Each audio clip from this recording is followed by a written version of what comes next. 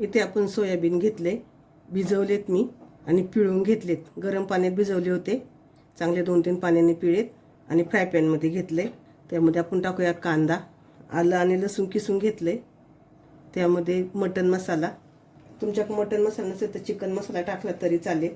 हळद, काश्मीरी लाल मिरची पावडर, तिखटवाली लाल मिरची पावडर, धनिया पावडर, चवीनुसार मीठ आणि कच्चं तेल वरून ओतणार आहे आपण 2 चमचे.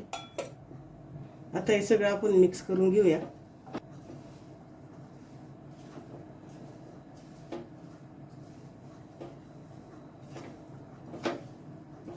इथे आपले छान मिक्स करून झाले. आता त्याच्यावर झाकण ठेवूया, गॅस चालू करूया.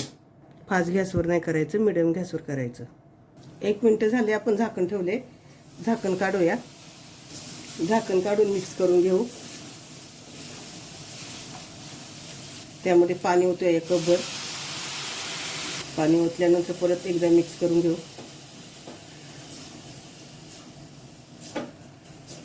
परत झाकण ठेवूया 1 मिनिटासाठी फक्त. 1 मिनिट झालाय, झाकण काढूया, परत मिक्स करून घेऊ. त्यामध्ये एक कापलेली हिरवी मिरची, टमॅटो आणि पालकाची भाजी. भरपूर सारी पालक घालायचा. आवडत असेल तर घाला, नसेल आवडत थोडासा घातला तरी चालेल. मुलं खाती नाही पालक, सोयाबीनमध्ये टाकला तर ते नक्की खाणार. इथं पालक आपला टाकून झालं आहे. वरून आपण झाकण ठेवूया. थोडंसं झाकण वरतीच राहील आणि परत 2 मिनिटांनी बघूया. आपण झाकण काढू आणि मिक्स करून घेऊया. इथे मी बारीक गॅस करते आता मिक्स करेपर्यंत. पालकची भाजी पूर्ण सोयाबीनमध्ये मिक्स करून घ्यायची.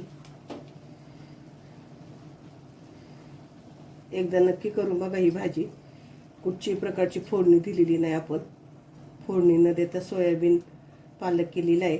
आणि माझी रेसिपी जर तुम्हाला आवडत असेल तर नक्की कमेंट करून मला सांगा. माझ्या चॅनलला सबस्क्राईब करा, लाईक आणि शेअर पण करा. सगळीकडून चांगली मिक्स करून घ्यायची. बघा आपण किती टाकली होती पालक, शिजून किती थोडीशी झाली. मिक्स करून घेतली. त्याच्यावर आता 5 मिनिटासाठी मी झाकण ठेवणार आहे आणि डायरेक्ट 5 मिनिटांनी तुम्हाला दाखवणार आहे कशी शिजली आपली पालक सोयाबीन. 5 मिनिटं झाल्यात, झाकण काढूया. खूप सुंदर आपली भाजी झाली. मिक्स करून घेऊ.